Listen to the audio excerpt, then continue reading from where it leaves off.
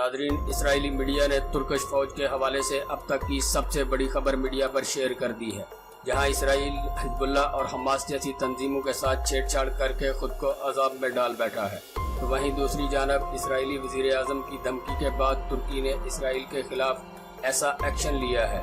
واضح رہے کہ پچھلے کچھ دنوں سے یہودی ملک اسرائیل کے اسلامی ملکوں کے ساتھ حالات انتہائی کشیدہ ہو چکے ہیں۔ حماس کے 780 راکٹ حملوں نے اسرائیل کا نقشہ بدل کر رکھ دیا ہے۔ ان حملوں سے بچنے اور حماس کو ختم کرنے کے لیے اسرائیل نے نیٹو فورسز کو پکارنا شروع کر دیا ہے۔ عرب میڈیا کے مطابق اسرائیل کی جانب سے مسلسل شام اور فلسطین کے مظلوم شہریوں پر فضائی حملے کیے جا رہے ہیں۔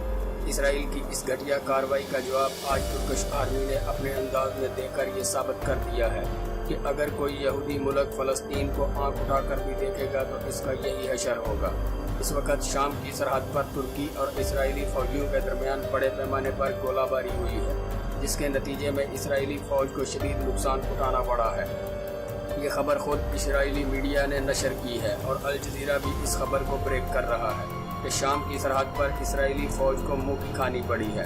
واضح رہے کہ اسرائیل خود کو جو دنیا کا طاقتور ترین ملک تصور کرتا ہے، آج اسی اسرائیل کو اسلامی تنظیموں نے پچھاڑ کر رکھ دیا ہے۔ اسرائیل کا ایئر ڈیفنس سسٹم مکمل طور پر تباہ کر دیا گیا ہے۔ دوستو، زیر زبان ٹی وی کو سبسکرائب کرنا مت بھولیے، ویڈیو کو لائک کریں، نیز سوشل میڈیا پر دوستوں کے ساتھ شیئر کریں اور کمنٹ باکس میں اپنی رائے کا اظہار ضرور کریں۔